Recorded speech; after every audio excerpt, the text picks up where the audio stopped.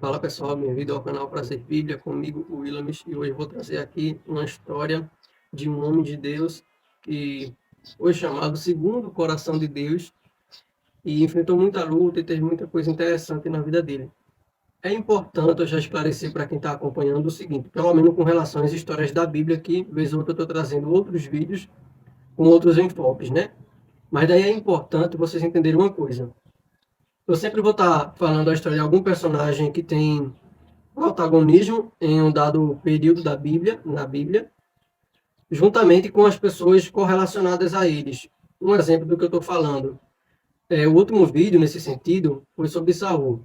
E quem foi profeta no período que Saul foi rei? Samuel. Então eu vou estar sempre colocando também no vídeo, na história, e falando um pouquinho sobre essa interação. Por quê? Porque Deus sempre utiliza seus profetas para, logicamente, mandar sua mensagem. E daí vocês vão perceber que daqui até o final das histórias do Antigo Testamento, dentro da composição de quem está reinando e qual profeta foi usado no período do reinado desse rei. Tá? Então, continuando. Hoje, a história de hoje vai ser a história da vida de Davi, novo rei segundo o coração de Deus, pela palavra de Deus. Davi ele é ungido por Samuel. Veja que o profeta Samuel ainda estava vivo no período de Davi, ou no início dele, né, melhor dizendo. Então, no capítulo 16, Davi ele é ungido rei por Samuel. No capítulo 17, Davi derrota o gigante Golias, e é importante porque o pessoal estava com medo de Golias, porque Golias era um gigante, né, como o nome já diz, e claro, né, qualquer pessoa que não tem uma coragem exacerbada, alguma coisa do tipo, teria medo. Mas Davi vai lá, guerreia, mata ele e tal, e começa a ser agora visto, reconhecido dentro do povo de Israel. No capítulo 19, Davi ele começa a ser perseguido por Saul. Saul ainda rei. O que acontece? Quando Davi ele mata o gigante, o pessoal começa a cantar uma música, né? Veja que coisa até interessante. Falando assim, Saul mata 1000, mas Davi mata uns 10.000. E daí depois que Saul começa a escutar aquilo, eu já falei de Saul muito no outro vídeo, ele começa a perseguir Davi. No capítulo 20, a Bíblia de 20 de 1 Samuel, né? Isso tudo está em 1 Samuel ainda. No capítulo 20, a Bíblia relata da amizade que Davi ele tinha com Jonatas, filho de Saul. E é uma amizade muito leal, uma amizade muito verdadeira, muito sincera. No capítulo 24, Saul tinha perseguido Davi, porém Davi teve a chance de, se quisesse ali, tirar a vida de Saul, mas ele não fez isso, né?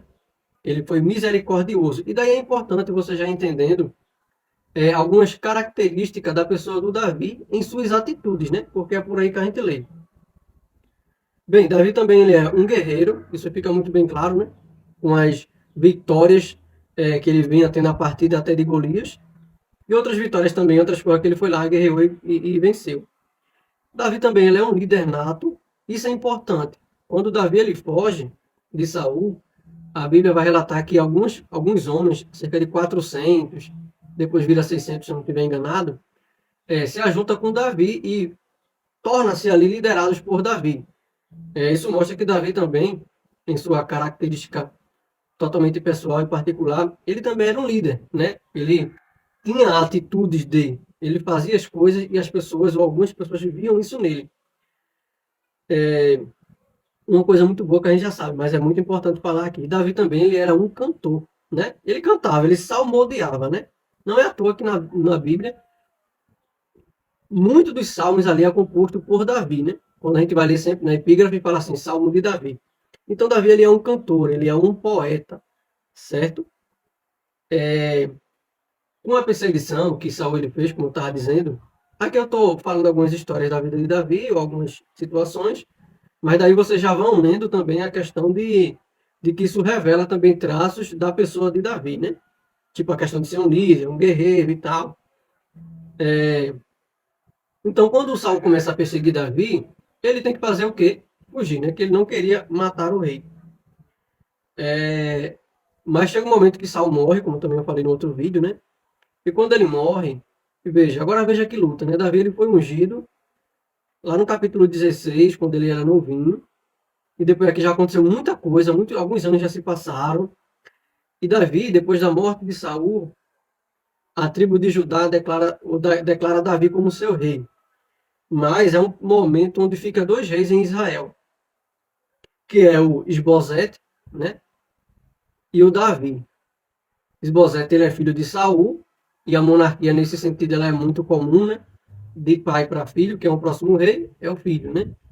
Quem vai ser o outro rei vai ser o filho do rei atual, e assim vai. E aqui não tem nada de anormal e nem de extrapolante. Porém, Esbozete depois ele é assassinado, e quando ele é assassinado no capítulo 5 de 2 Samuel, todo o pessoal declara Davi como rei geral de todo Israel. Igual foi com Saul, que não tinha nenhum outro rei, né? Aí Davi veio Esbozete também, mas depois fica só o Davi. Uma outra coisa que é importante mencionar é que Davi, na presença de Deus, ele dançou também, né? Agora, claro, né? Que dança foi essa, né? Claro que não deve ter nada a ver com alguns tipos de dança de hoje em dia. Algumas coisas aí do nosso prezado Ocidente, né? Mas, continuando.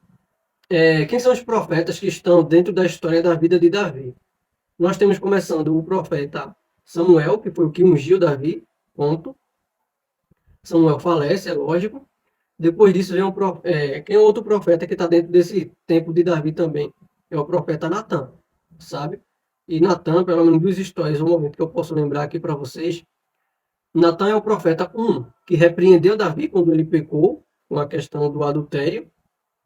E dois, ele é o profeta que Davi também conversou com ele sobre a vontade de fazer um templo para que Deus morasse, para colocar a arca do Senhor e tudo mais.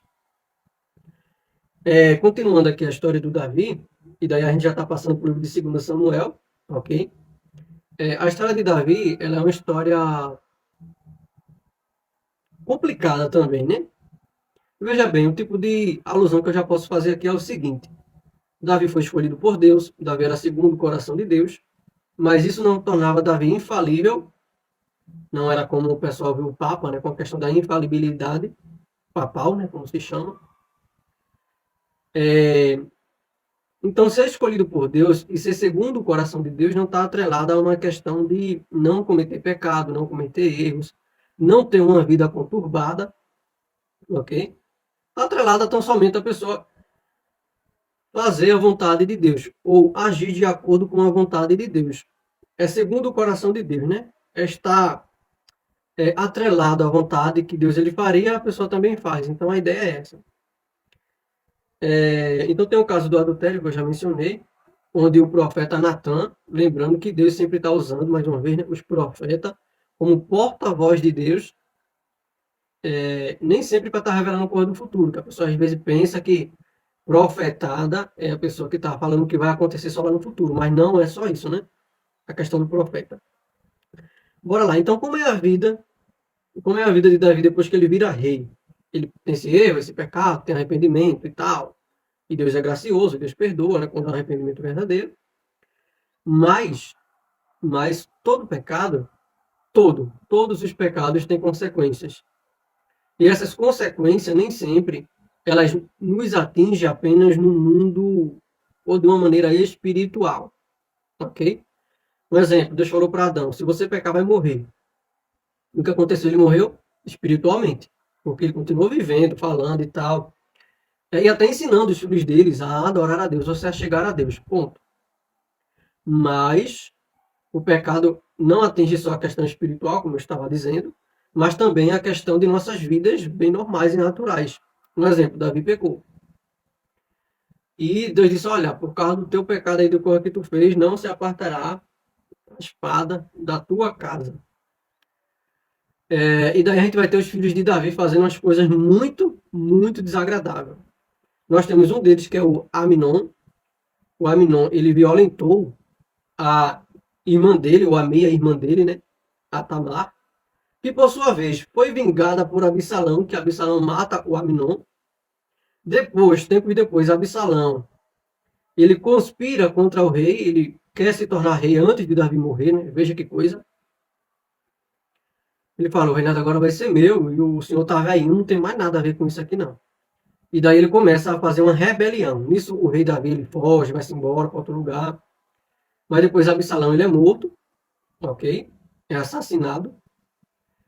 Ainda depois disso, na vida de Davi, né? Levanta uma pessoa chamada Seba também, né? Que coisa, né? E também tenta gerar uma rebelião para virar rei. Uma coisa que não é tão fora do mundo comum, né? O pessoal quer poder, quer mandar. O pessoal quer ser o rei, né? Ser autoridade, ser aquele soberano. E daí vai fazer o que? Besteira para conseguir poder a todo custo. Já chegando no finalzinho ainda dentro da vida de Davi, né? Não matando Davi, mas já estava velhinho já. Mas Davi ele faz algumas outras coisas que eu preciso trazer nesse vídeo aqui, que é bem importante também. Primeira coisa que eu já mencionei há pouco, que é a questão da vontade de fazer um templo para Deus. Lembra que o povo de Israel estava na terra já fazia um certo tempo? Teve o período dos juízes, que eu já falei só um pouquinho também, né? Foi bem importante, qualquer coisa dá uma procurada no vídeo. E chega o período do reinado, vem Saul, que tem aquela mancha, né? Porque prestou por um tempinho, mas depois começou a sair do escopo. E agora Davi.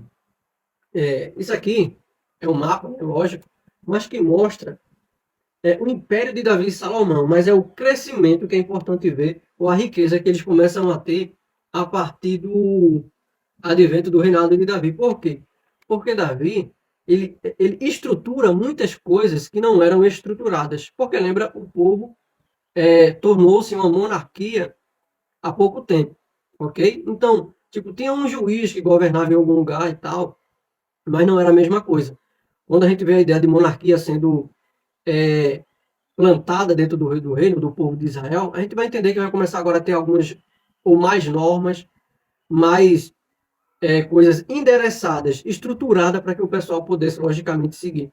E Davi ele faz não, né? Ele tem um plano de fazer um templo. Esse templo é construído lá por Salomão.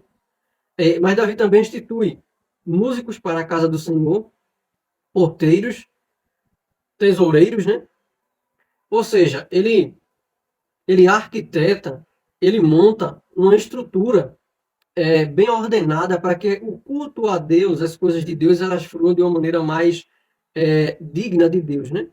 Porque o pessoal antigamente, tipo, cultuava a Deus, fazia as coisas e tal, mas não tinha um tipo de escala, de estrutura bem ordenada para que o pessoal pudesse seguir. Então, um fazia, outro podia fazer, ninguém sabia direito essas coisas, e a partir de Davi ele dá uma estruturação ao que já existia.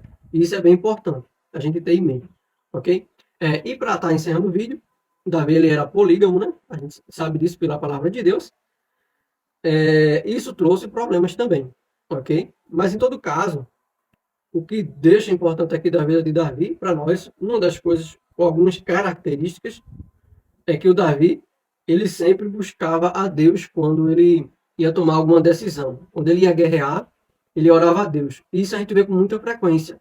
Isso é bem importante, né? E é isso, né? O vídeo de hoje é esse. Claro que se a gente fosse minuciar, falar de coisas minúcias da vida de Davi, a gente ia ter muita coisa para a gente dizer. Porém, cabe aqui resumir nisso.